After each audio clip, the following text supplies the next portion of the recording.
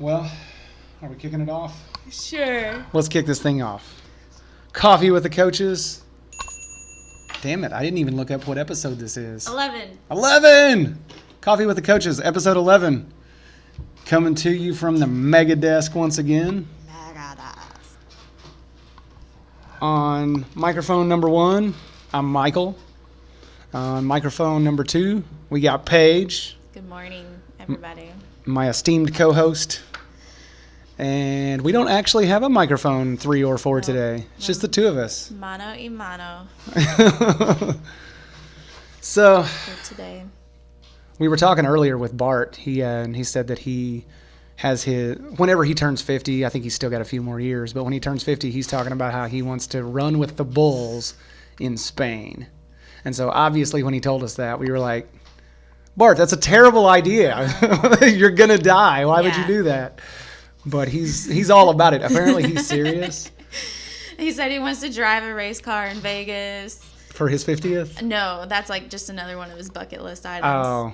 And he wanted to go snowboarding. I'm like, Bart, you're crossing off too many of these bucket list items before you're like 60 years old, so you better save a few of them. Yeah, I guess if he gets them all done too early, then there's nothing left to live for, right? You got to save this stuff, Bart. So he sent you a video, like, how much of it did you watch? Like 30 seconds, if that. So was it running with the bulls fails? No, or was it's just... it's just like some Spaniard guy that's just going over the history of it, and I don't even know. All I took away from it was that it's Pamplona, Spain, and he was saying Yeah, he pronounced it kind of weird. I'm not sure. It's Pamplona, Spain, or I'm not really sure if that's right, but he was calling it Pampalampa or something.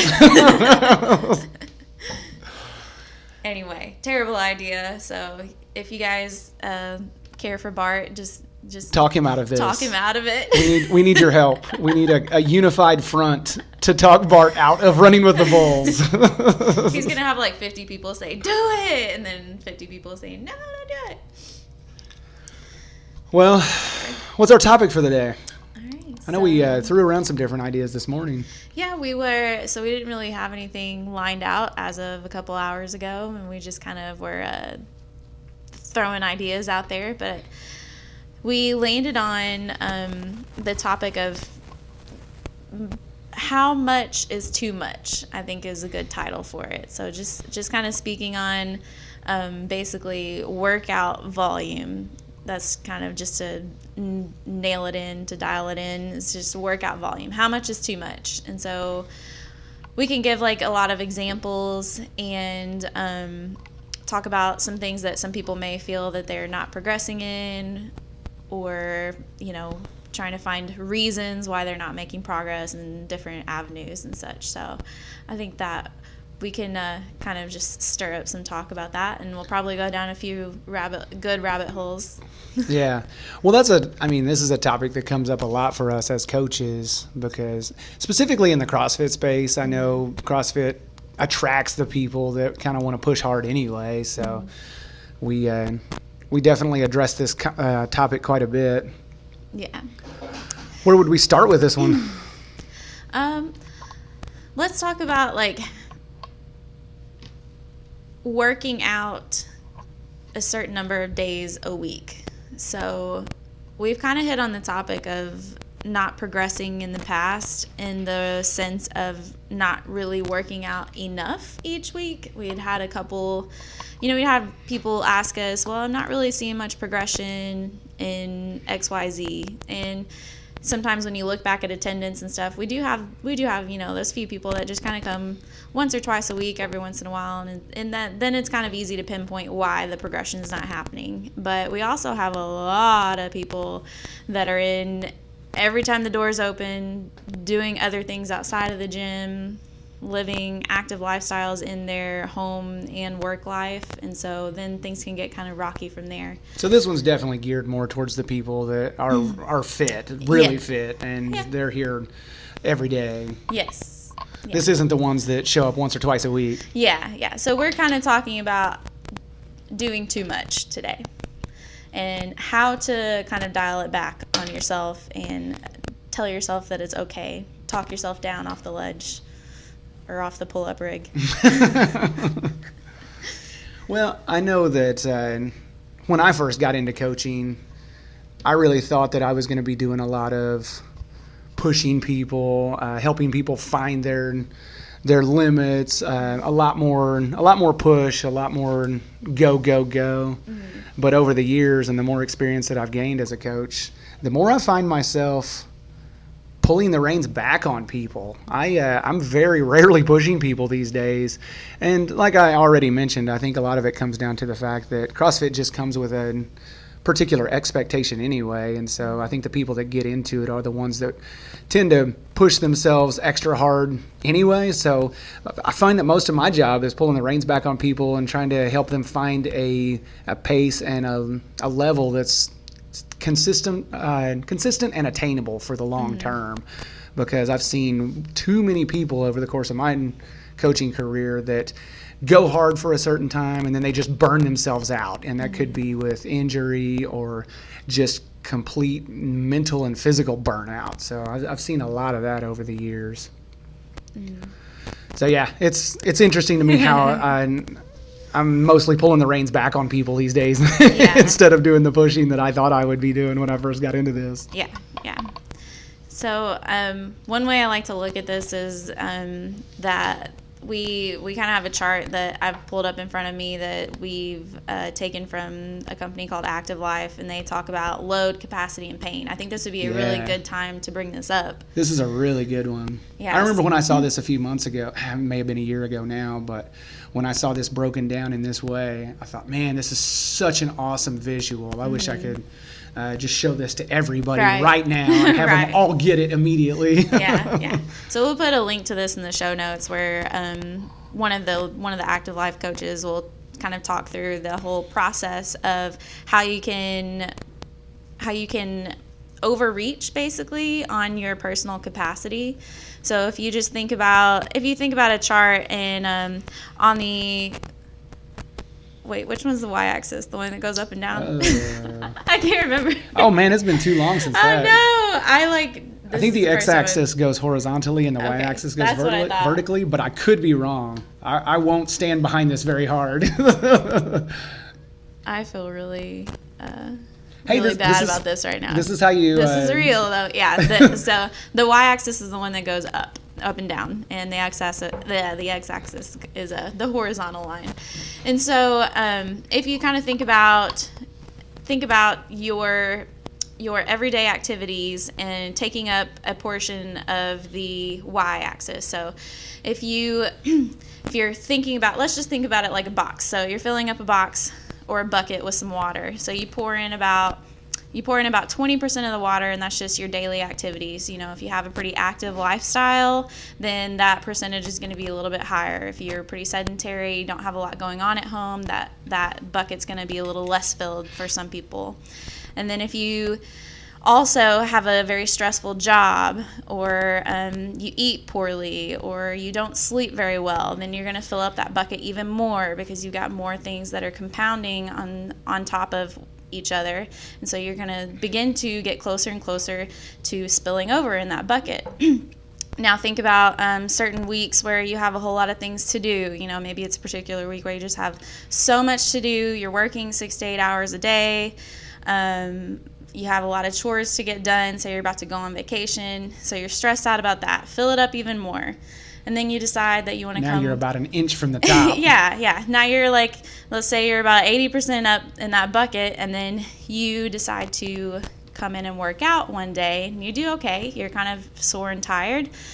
So you got some of that lingering muscle soreness and just exhaustion from the day before, and then the next day. Now at this point we're about a quarter of an inch from the top. Right, and you don't have much left for you, and you haven't improved on your stress, your diet, your sleep, any of those home stressors, and the extra activity with your job or anything like that. And then the next day you come in, you've got some of that lingering soreness from the day before, and so your bucket is getting really, really close to the top, and then we're doing 1 rep max squats and 400 meters of running over and over the next day. Well, your capacity is already almost spilling over that bucket, and you decide to do this workout, and then all of a sudden there it goes. That's when injury can potentially occur.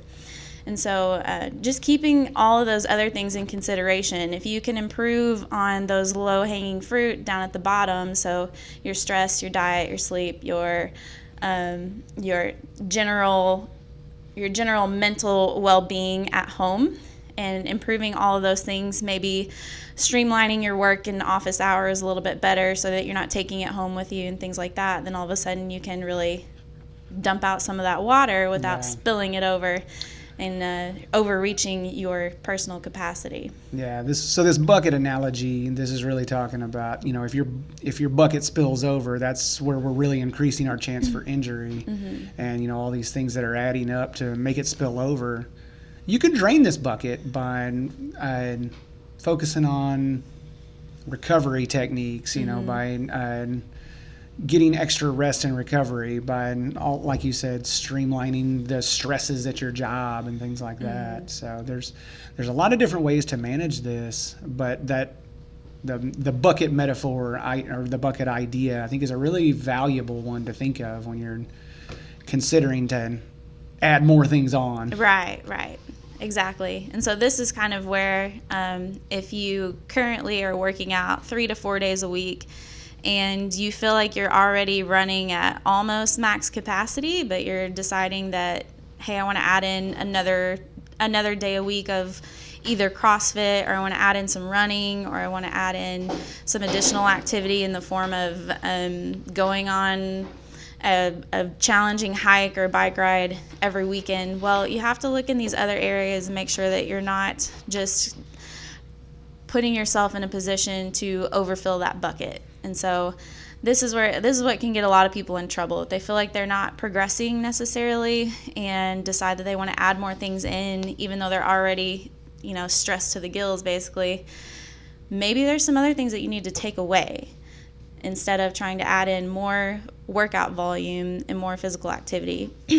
Yeah, and that's where our jobs as coaches really comes in, and the whole fitness conversation really comes into play, because like you just said, I think people's impatience gets the best of them, and especially when they have goals, whether it's maybe it's fat loss goals, maybe it's strength gain goals, but when you pursue these goals at the expense of everything else, it can get away from you pretty quickly. And if you're not paying attention to how you're recovering, that's when you can really overflow this bucket and cause some things to go wrong. And that's where my conversation as a coach comes up a lot, because somebody's telling me that they aren't progressing, they haven't seen this metric or the other metric move, and they're trying to make it move, and they're like, well, I need to do more. I need to add on some extra cardio, or I need to add on some extra strength training, or I need to lower my calories. And there's a lot of other things that need to be addressed and would be a lot more effective than just adding more in. And that's where just another reason why I think this bucket analogy can be so effective, because if you can drain some of that let's call it stress water. If you can drain some of that stress water out of your bucket and make room for other things, then that's going to be a lot more effective than just adding in cardio or adding in strength training, or reducing your recovery even further by limiting your calories. Yes, exactly. Or taking away some extra sleep by getting up earlier every night to try and squeeze a run in or anything like that. So a lot of these things you really have to look at. And so if you're kind of questioning whether or not you're overreaching in that capacity, well, you should watch the video that we're going to share where they talk about it much better than we're describing right here, since they actually have visuals for you guys to look at. So it'd be a great idea to kind of make one of those charts for yourselves and decide how much you can really contribute to your personal capacity, and how over time you can kind of make that bucket a little bit bigger or grow your capacity by getting close to the top of it, but not necessarily overreaching constantly.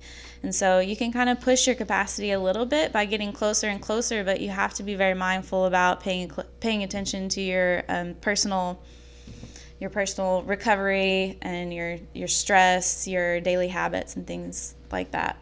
Yeah, I think a lot of us need to be reminded pretty frequently why we do this. Why are we doing this? Why are we exercising? Why are we strength training? Why are we working out? Why are we talking about diet?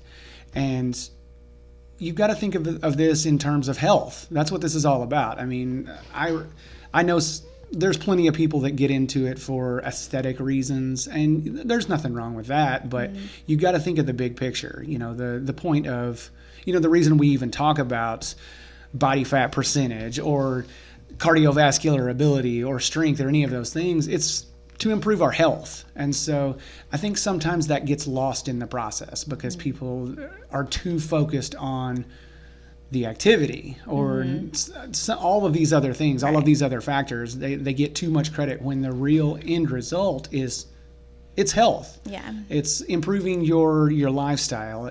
And if what you're doing to be healthier is making you less healthy and not improving your lifestyle, you need to think about that. You need to consider that.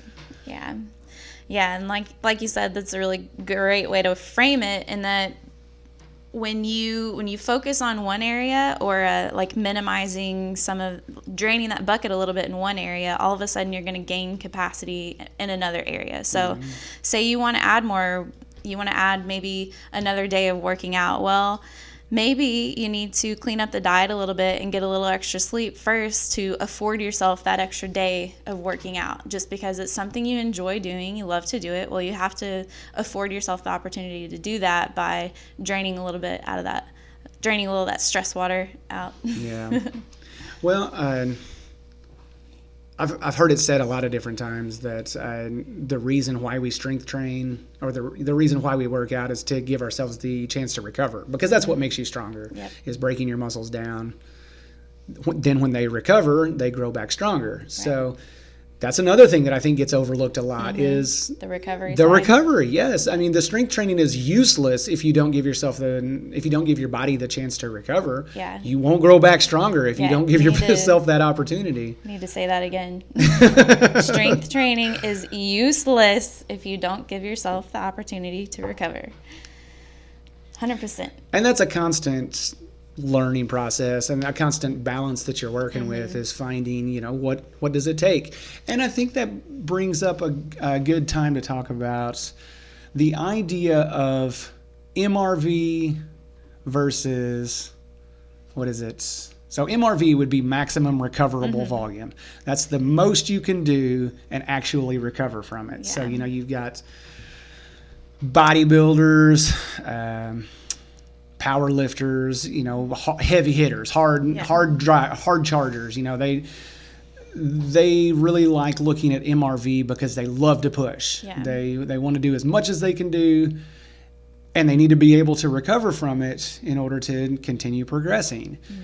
But just as valuable would be minimum effective dose, because if my minimum effective dose doesn't require me to put so much into my recovery, then that's a valuable thing to look at as well. And I don't think that gets talked about nearly enough in the CrossFit space and in the powerlifting space and, all these different areas of the fitness industry is the idea of minimum effective dose. And I think we should talk about that a lot more often. I think that's something that needs to be more well understood, because those things are at kind of the opposite end of the effective spectrum. Obviously they're both effective, but it gets a lot harder to manage your MRV, your maximum recoverable volume. It's a lot harder to manage that when you have other things going on. If you're not a professional athlete, Matt Fraser, the guy that won the CrossFit Games 4 years in a row, he's working with MRV because that's his job.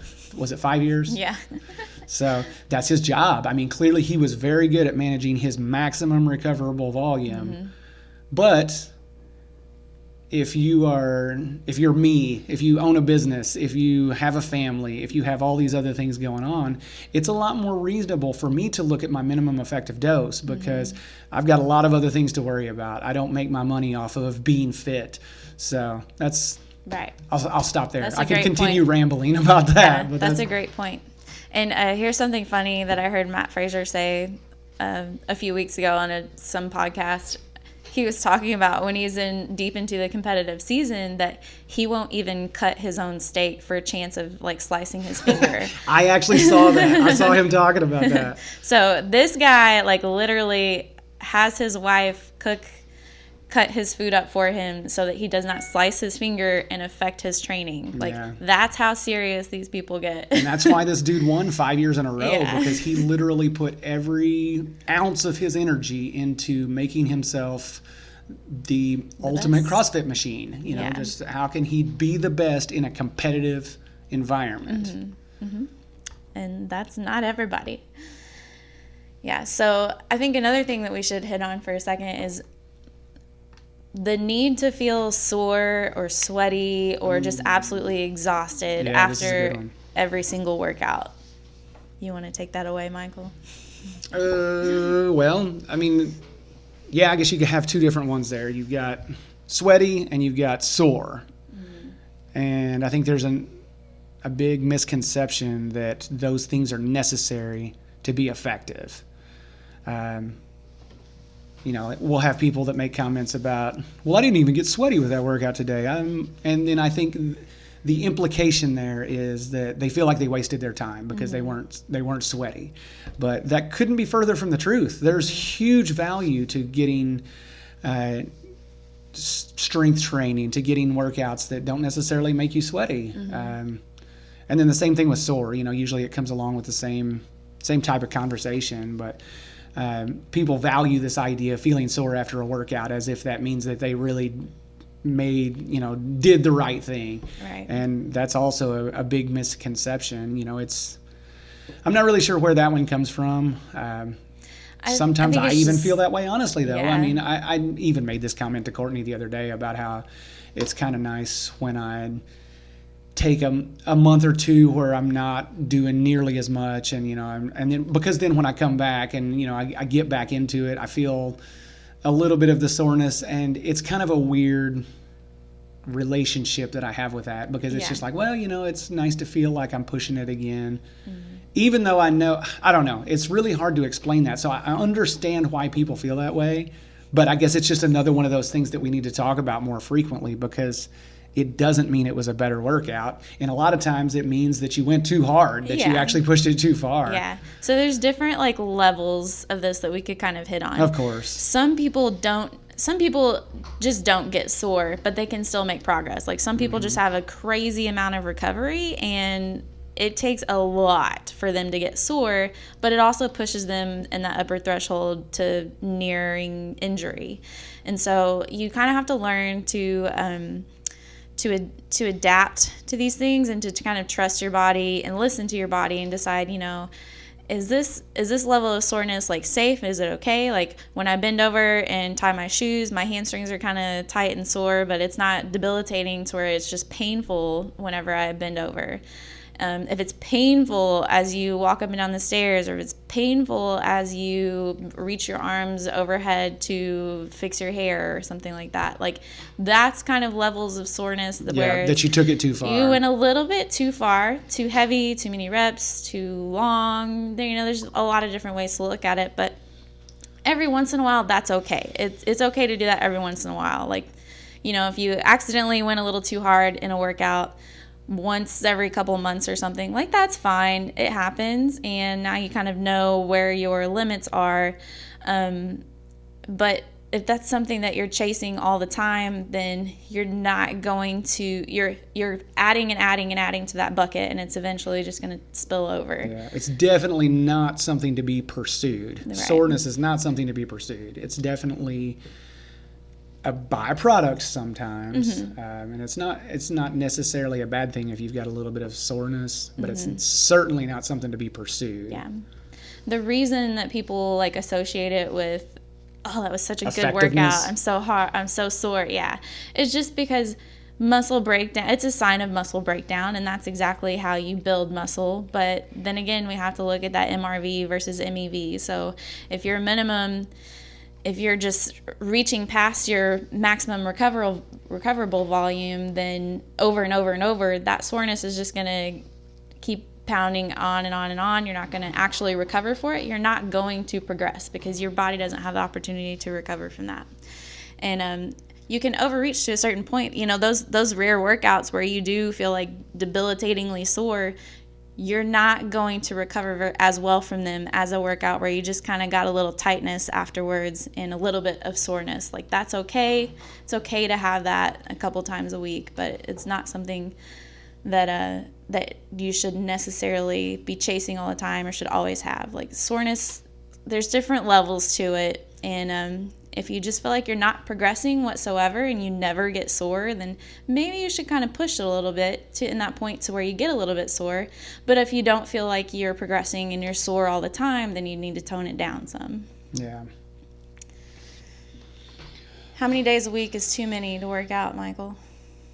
Oh, that I cannot possibly give an answer to Trick a question. direct answer to this Yeah. one because it depends. Yeah. For the person that's just starting, you know, if you're coming from the couch to CrossFit, 5 would probably be too many. You know, I tend to recommend 3 days a week for people starting out, and then kind of going by feel from there. But it's definitely a relative answer to that question.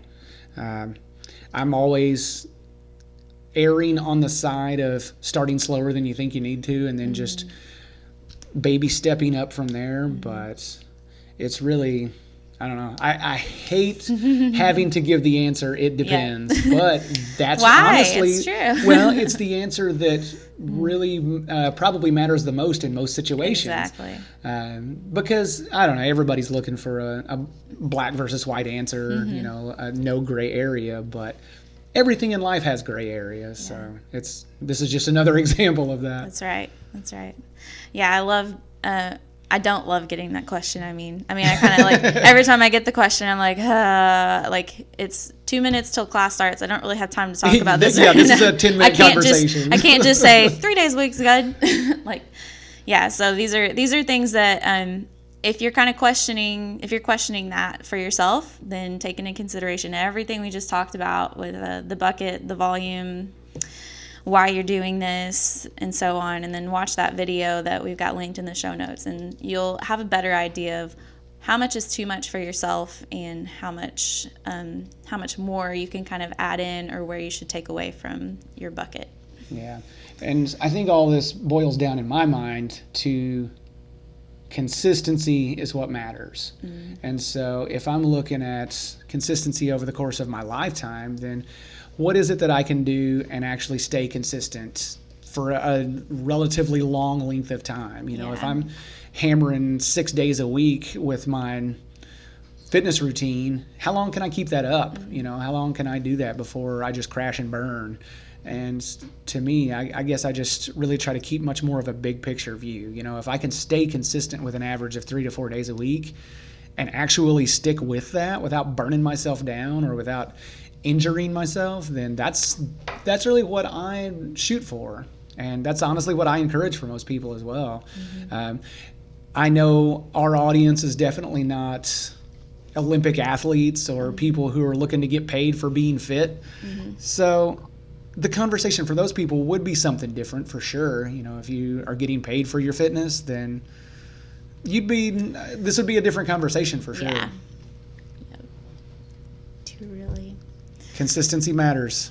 That's right. The little things over the long term. All right. And I know, kind of jumping off of this a little bit, one of the little bit more rare questions that I get it's typically from guys who are looking to gain weight. And they're stuck in this loop where they're wondering why they aren't building muscle. And so once I dig in, I find out what their training program is like or what their energy expenditure is like. And usually in those situations, it's somebody who they work out a lot, they push really hard, they're doing all kinds of conditioning, and they're wondering why they're not gaining any muscle. You know, this is a specific situation for sure, but it's just a matter of they're wondering why they're not gaining muscle or whatever it is, because they're pushing really hard. They think they're doing everything the right way, because there's this myth or whatever that if you just go hard you'll get there, I guess. But in this situation, these guys probably need to slow down and stop doing so much, and actually focusing more on strength training and maybe more rest between their sets and things like that. So, obviously this isn't necessarily the CrossFit idea, but it's just different myths that are floating out there about, I don't know. I think at some point you just need to step back and give a little bit more of a big picture view to what you're actually going for, and think about it from there. Yeah, it's very difficult to try and beef up on CrossFit, and so it's certainly possible though. Like, today, for example, if you can turn a workout into something that's going to help you more so like build some muscle versus improve your conditioning, and so there's always little modifications and things you can make. So if that is you, let us know. We can give you modifications before the workout even starts. Turning kipping stuff into strict and turning burpees into push-ups and things like that. Yeah, we do this stuff all the time, dialing things in for a person's individual goals. But a lot of it just comes down to that conversation that you mentioned that you can't really have in 2 minutes. You know, it's much more of a managing the expectations sort of thing, and having to talk people out of the ideas that they may have heard somewhere else. Right. If it's not working for you and hasn't been working for you for a while, let's talk. Let's figure out the context. I think the context matters a lot. Definitely. And I guess that's what we said before about there's no black or white answer. We got to have some context to give you a really good answer to a lot of these things. Exactly. We can't just give you how many calories to eat, how many meals to eat every day, how many days to work out, just all across the board. It just doesn't work that way. It depends. Everybody hates to hear it, but that's always the answer. That's how it is. It depends. Yeah. That was good. Oh, I have one more thing that I had written in my notes one time before that I just read, and I wanted to bring that up, is that when you have an injury or just some sort of pain onset and you're like, it was that last pull-up or that last push-up or that last squat, so on. No, that's not how injuries occur. It's not a one-time thing, unless you're playing a sport like football and somebody literally just tackles you in the knee and makes your medial meniscus buckle or something. But that's just not how injuries occur typically within the gym. It's not the last rep that did it. It's not when you bent over to tie your shoe, you blew out your back. That's not how injuries occur. It's looking at that bucket that you keep filling and filling and filling, and then that was the last straw that was placed on top. That was the last drop of water that was added to that bucket, but that's not the mechanism of injury. So it's all that accumulated fatigue. Yes. Yeah. So keep that in mind, guys. All right. Well, does that give us a good stopping point? I think so. All right. They only want to hear the two of us talk for so long. Well, hell, we filled up. How long has it been? I think we're at 34 minutes. Good place to go. We'll wrap it up there. Thanks for listening in, guys. Make sure you watch the video. Yeah, we're going to link this video that Paige is talking about in the show notes. And this is really good. Like I said, I watched this one about a year ago, and I thought this was just a great visualization of this whole concept. So check out that video, and then let us know what you think. I know we don't have a comment section on Spotify or Apple, but you've got our phone numbers though. Yeah. Give us some feedback on all this stuff. And as always, we love to get questions and future podcast topics. So keep hitting us with them. We love to have the feedback. For sure. All Thanks, right, guys. Let's wrap it up there. Okay. Bye.